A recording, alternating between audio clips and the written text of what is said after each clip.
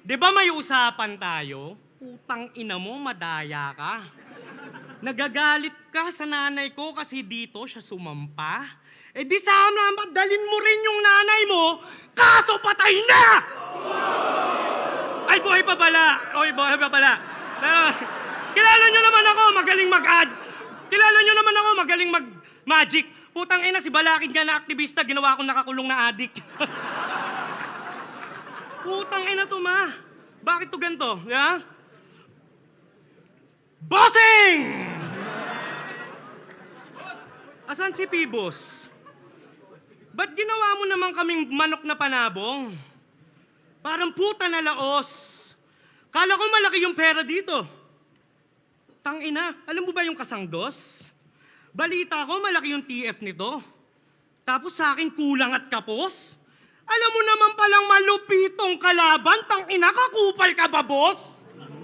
Pagtapos ko kay Sak Maestro na Davao Zero, ba't ako nag-step down? Talo kay J-Black at kay Pisto, tapos Lanceta sa next round. Alam ko nahihiya ka na, Mot, pero I know you felt proud. Kaya para sa best crowd, naghanda ako ng best round Davao game! Handa na ba talaga kayong mapanood to in person? Na-expose natin yung balik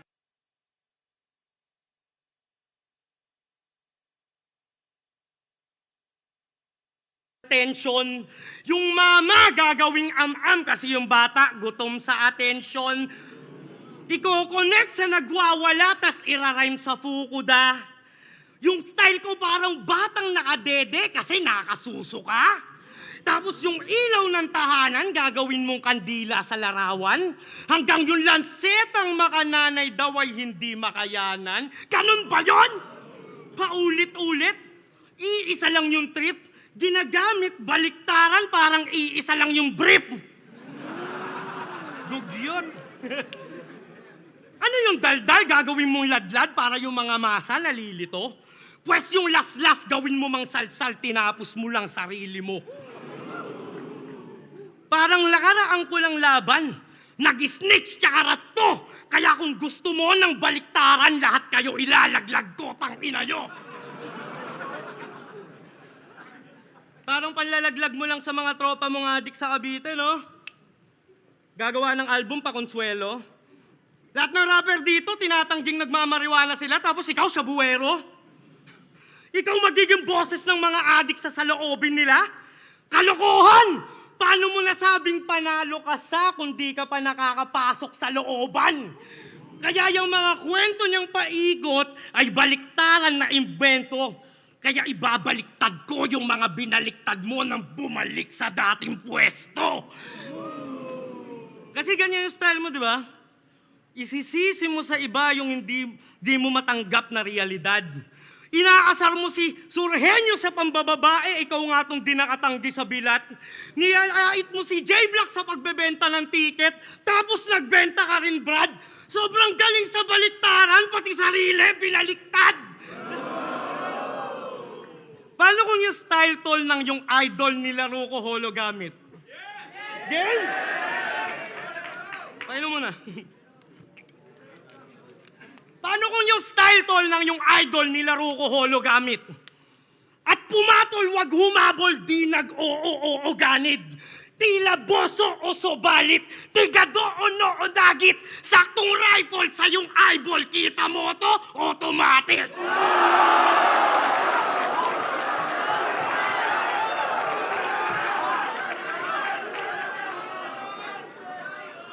Kupal na, nagmarunong. Bumangga pa sa lubong, bunganga na sa tumbong, nagkataong pabaliktad, siya'y tumanda ng paurong.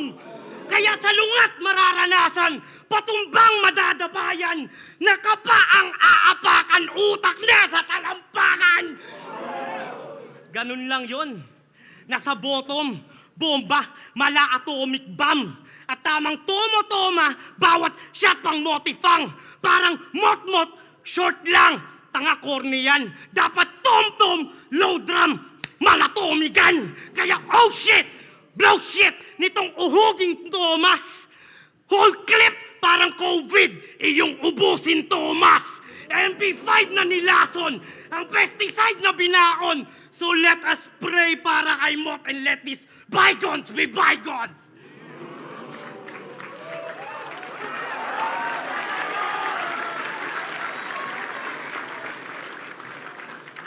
Subot mong rap ay lilitaw, ya'y napakadaling gawin.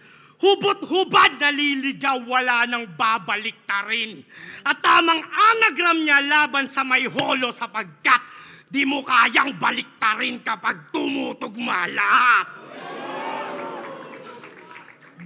Tamang balat panay bakas, salamin na babasagin, ramdam agad siya ay malas, na kahit saan pa mandaling, yung kabaliktaran niyang galing, kaliwat kanan man dating, walang talab sa may talas na kabilaan ng talim. Kaya alam nyo na kung sino talaga sa amin matindi. Parang bumising ka sa bangungot, umiiyak, humihigbe. Ano, kabaliktaran pa rin ba ang panaginip? Ang sagot ko dyan, hindi.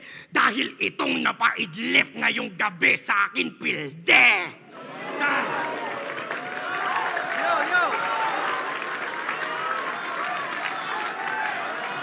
Yo! Nabanggit niya. Oo, kay Pistol tsaka kay J-Black. Nagmukha akong alanganin. Kasi nakipagkasundo sila sa dami ng bilang ng linya na susulatin. Kasalanan ko bang tumupad sa usapan na nagawa nilang dayain? Kasi kung mas mahaba yung mga rounds nila, talagang magmumukhang mas marami yung nasuntok nila sa akin. Parang ikaw, usapan natin 48 to 50 lines. Tas yung rounds mo ang haba. Kaya pala sa messenger, puro ka paalala. Tanginan to, kabadong mandaraya. Pues wala na akong pake sa opinyon ng mga leche. Lalo na kung di nyo naman alam yung nangyayari sa likod ng lente. Tangina ang ingay! Pero yung suntok ang hihina kung i-rate nyo. 4-bar setup na marahan, sisigaw pa dahan-dahan, dulong punchline, babagalan, sabay goofy face. Oh, yan ba yung bagong disenyo na lanseta? Ba't parang duplicate, bro? Eh ganyan na ganyan din ako bumanat ng mga rookie days ko. Kaso yung mga linyahan neto, ewan ko sa'yo. Ika-ika-ika-ane mo'y pilay. Panggap ka ng sa nagawa ng lanseta. Ba't ba ang dami mong singit-singit? Masabi lang siksik, paulit-ulit yung mga giit-giit. Sinisigaw pa ng pilit-pilit. Pag pinakinggan, parang ang sikip-sikip. Pag nagsusulat ka siguro, all caps, tas dikit-dikit. Sulat doktor kapag lumetra. Nagmamagaling sa titik to.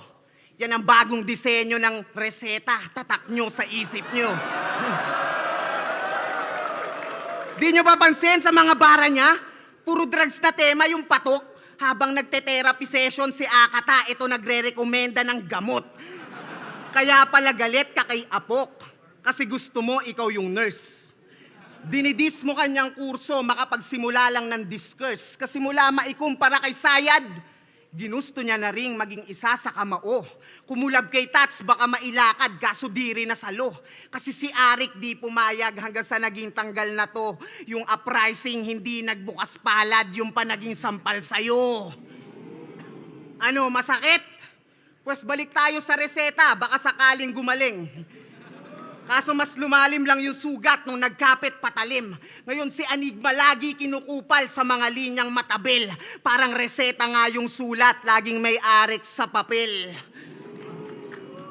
Anong katwiran mo kay sir? Hindi patas yung bayaran sa liga? E nasa wak ka natir? Yan, hinilera ka tuloy ni Enigma, kinakrak at kahir. Malaking bayad yung request, kaya mabilis din na nag-flop yung karir. Nakuha mo nga yung TF, paalis sa Ingles, get the fuck out of here. Pero simula nung nakalas, yung kakupalan, dumalas. Hinayaan tong di naman kawalan, ayan, kawalangyaan yung lumabas. Bakit? May beef ka dun kuno? Pagtapos ka, bigyang pangalan? Yung malaking dahilan kung ba't ka nabuo sa ibang liga mo, sinisiraan? Sa bagay, kapag gawa-gawa nga yung gulo, talagang malakas pagkakitaan. Tung walang utang na loob, sa palabas na lang binabayaran. At ang bago niyang pinapangalandakan, ang bagong hari ng tugma. Taas ng gustong maabot. Pues papatunayan ko sa'yong hindi yan tumutugmang pasok. Kasi kinoronahan yung sarili, hibang natot nabubuang. Dapat sa'yo nananahimik o itulog mo na lang. Kasi ang laki ng ulo, puro buhat ng bangko, di naman kaya bitbitin. Ngayon tuturuan kita magpakumbaba, sana wag mo dibdibin. Kasi di ka ba kinikilabutan?